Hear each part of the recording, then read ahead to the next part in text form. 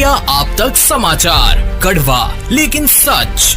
विश्वास सदियों का, विरासत अपनों की, हर पीढ़ी जिसे पहचाने वो चमक रतनलाल सिवाफना ज्वेलर्स की। नमस्कार, मैं हूं आनंद शर्मा और आप देख रहे हैं इंडिया आप तक समाचार। महानगर पालिका चुनाव का मौसम चल रहा है और ये जो मौसम है ये ठंडा मौसम भी है। तो ठंड के इस मौसम में लोग आग सेक रहे हैं। आग का जन्म कैसा हुआ ये कोई नहीं सोच रहा है कि आग कैसे बनाई गई, कैसे लगाई गई। आग जो है वो कौन उसको जन्मा सकता है और कौन उनको आग लगा सकता है, ये कोई नहीं सोच रहा है। क्यों? क्योंकि यहाँ सिर्फ चुनाव के बारे में ही सोचा जा रहा है, उस आग के बारे में कोई नहीं सोच रहा है। हमारे साथ एक ऐसा व्यक्तिमत्व है जो आज के तकनीकी युग में आग लगा सकता है। हमारे साथ है अश्विन भोले, जो प्रभाग क्रमांक 5 से लड़ने के लिए इच्छुक हैं चुनाव। पिछली बार भी इन्होंने चुनाव लड़ा था, लेकिन हार कर जीतने वाले को बाजीगर कहते हैं। ये अगर ऐसे ही कहा जाता तो शायद कोई बात नहीं होती, लेकिन चूंकि ये हार चुके थे, उसके बाद भी फिर से नए जोश के साथ दोबारा लड़ने के इच्छुक भी हैं और हारने के बाद भी इन्होंने काम करना नहीं छोड़ा। जो इनकी इच्छाएं थी उसको इन्होंने मरने नहीं दिया। क्या किया इन्होंने, ये इनसे ही ज्यादा जानकारी लेंगे। फिलहाल मैं जहां तक इनको जानता हूं, ये टेक्नोलॉजी को जानने वाले टेक्नो सेवी व्यक्ति हैं, जिन्होंने कंप्यूटर के बारे में बहुत सारी नॉलेजेस ली है और चूंकि एजुकेटेड हैं, इसलिए बहुत सारी चीजें वो हम लोगों को दे सकते हैं। हम लोगों को, दैट मीन्स जनता को दे सकते हैं। सिर्फ एक प्रभाग के लिए नहीं, पूरे शहर के लिए काम करने की इनकी इच्छा है। स्वागत है अश्विन भाई आपका इंडिया अब तक समाचार में। सबसे पहले तो आप ये बताइए कि ये चुनाव के लफड़े में आप इलेक्ट्रॉनिक और कंप्यूटर इंजिनियरिंग ये सब करके चुनाव के लफड़े में क्यों आ रहे हैं? पहिले तर मी हा विचार केला नव्हता की इलेक्शन, कारण माझ्या घरात कोणी राजकारणामध्ये नव्हतं। मग मी सहसा आमची प्रभागामध्ये फिरणं आलं, एरियामध्ये फिरणं आलं तर लोक ज्या समस्या सांगायचे आम्ही त्याच्याकडे दुर्लक्ष करायचो, कारण तो आमचा पिंडच नव्हता। मग काही आम्ही अनुभवला, म्हणजे आमच्या रस्त्यांची दुरवस्था, घाणीचं साम्राज्य आणि आमच्या मंदिरांजवळ कचराकुंड्या, आमच्या शौचालय घाणेरडे, सार्वजनिक शौचालय, पार्किंगच्या समस्या या खूप आम्हाला त्रास द्यायला लागल्या। कारण दिवसेंदिवस मार्केट परिसर होत चालला, स्थानिक लोक काही विस्थापित व्हायला लागले, म्हणजे दुसरीकडे दुसऱ्या एरियात जायला लागले। म्हणजे आम्ही राहिलोय तर त्या ह्या घाणीचं साम्राज्य असो किंवा आरोग्याचं असो किंवा पाण्याचं असो आणि विजेचं, या समस्या आम्हाला जाणवू लागल्या। मग आम्ही याच्याबद्दल पाठपुरावा करण्यासाठी नगरपालिका असो, स्थानिक नगरसेवक असो, यांच्याकडे आम्ही विनवण्या करायला लागलो किंवा वेळेवर काम नाही झालं तर मग आपण त्या गरजांसाठी जो पैसा आपण देतोय महापालिकेला, त्या महापालिका ती सेवा आपल्याला देत नसेल तर मग याचा आवाज आपण उठवला पाहिजे। मग आम्ही नगरसेवकांना सांगायचो की हा प्रॉब्लेम आहे, सकाळी 4ला पाणी येतं, महिला 4 वाजता कसे काय खाली येणार, थंडीचे कसे काय पाणी भरायला खाली येणार, पाण्याचं रोटेशन बदलवा। ते झालं नाही।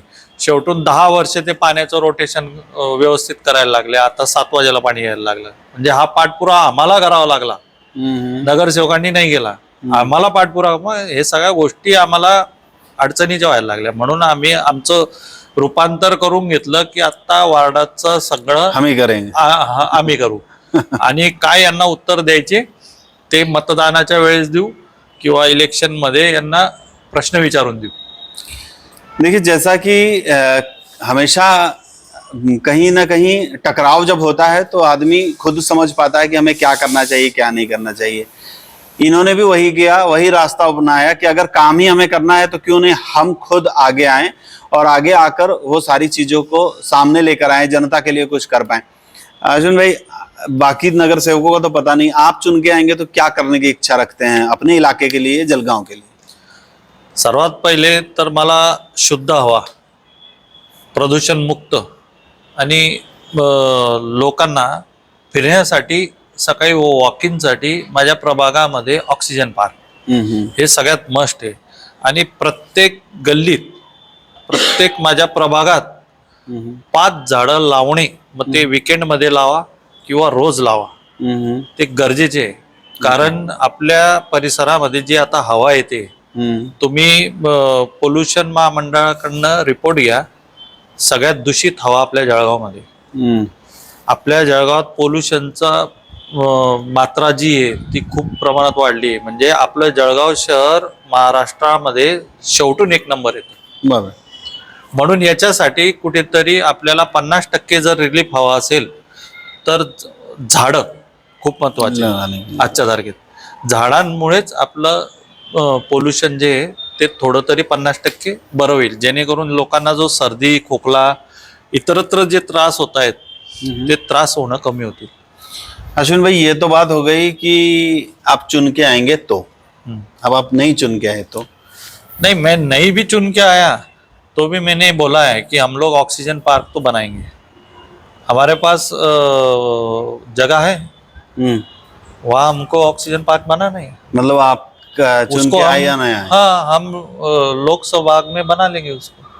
महापालिका नहीं बना सकती, नगर सेवक लोग नहीं बना सकते, हम लोग बना लेंगे उसको. अर्जुन भाई, अभी मेरा सवाल जो अभी का माहौल देख के राजनीति में हो रहा है, ये लग रहा है कि बड़ी बड़ी पार्टियां सामने हैं. हाँ, तो इसमें कैसे सफर होगा? मतलब पैसे के बलबूते पे तो बहुत कुछ चल रहा है, आप कितना पैसा खर्च करेंगे ये भी डिपेंड करता है. हाँ, ठीक है ना. अभी देखो, लोकांचं असं झालंय आता, पैसे खायचे सगळ्या गावचे आणि आपल्या जवळच्या माणसाला मतदान करायचे, हे आता ठरलंय. पालक मंत्री भी बोलते हुए ऐसा मुझे दिखाई दिए हैं. कारण की काय माहिती का, आता सांगतो, लोकांना जो त्रास झालाय या 5-6 वर्षामध्ये, आता लोकांनी ठरवलंय त्यांना कोण निवडून द्यायचं आणि कोणाला नगरपालिकेत पाठवायचं लोकांनी ठरवलंय. मग त्याच्यामुळे आता पैसे असो काही ठीक आहे, पैशांचं जर असतं तर मला मतदान माझ्या घरातल्यांच मिळालं असतं ना. बिलकुल बिलकुल. मला मतदान जे हजाराच्या संख्येत मिळालंय ते मला लोकांनी बिना पैशांनी दिलंय. माझा खर्च आहे 9,852 रुपये. ओके. अच्छा. म्हणजे याचा अर्थ लोक आपल्या मुद्द्याशी सहमत आहे, आपण जे काम करतो त्याच्याशी सहमत आहे.